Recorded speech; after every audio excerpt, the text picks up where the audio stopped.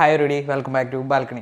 ഞാനിന്നിവിടെ പറയാൻ പോകുന്നത് ഇന്ന് റിലീസായ ബാലൻ എന്ന സിനിമയെ പറ്റിയാണ്. കുറച്ച് നാളുകൾക്ക് ശേഷം നല്ലൊരു സിനിമ കണ്ട സന്തോഷത്തിലാണ് സത്യം പറഞ്ഞാൽ ഞാൻ. നമുക്ക് എല്ലാവർക്കും അറിയാം, ചിദംബരത്തിൻ്റെ ജാനമനും മഞ്ഞുമൽ ബോയ്സിന് ശേഷം ഇറങ്ങിയ മൂവിയാണ് ഇതെന്നുള്ളത്.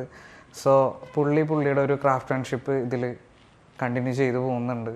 ഈ പടം സ്റ്റാർട്ട് ചെയ്യുമ്പോൾ പുകവലി ആരോഗ്യത്തിന് ഹാനികരം എന്ന് പറഞ്ഞിട്ട് നമ്മളൊരു വോയിസ് കേൾക്കും.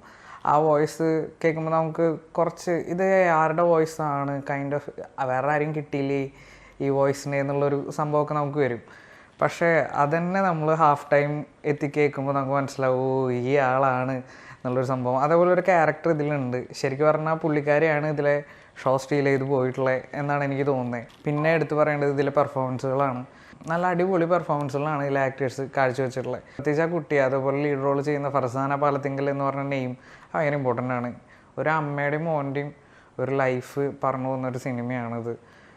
അത് ഭയങ്കര അടിപൊളിയായിട്ടാണ് എടുത്തു വെച്ചിട്ടുള്ളത്. ഭയങ്കര വിഷ്വൽ ട്രീറ്റാണ്. ഷൈജു ഖാലിദാണ് ഇതിൻ്റെ സിനിമാറ്റോഗ്രാഫി.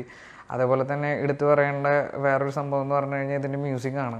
കറക്റ്റ് സിനിമയായിട്ട് മാച്ച് ആയി പോകുന്ന സുഷിൻ ശ്യാമിൻ്റെ മ്യൂസിക് അത് അടിപൊളിയായിട്ടുണ്ട് പടത്തിൽ വന്നിട്ടുള്ളത്. അതേപോലെ തന്നെ ഇതിൽ കുറേ ഡയറക്ടേഴ്സ് വന്ന് അഭിനയിച്ചിട്ടുണ്ട്, ലൈക്ക് ഗിരീഷ് ഷേഡി, അതേപോലെ തന്നെ ലാൽ പോൾ ജൂനിയർ.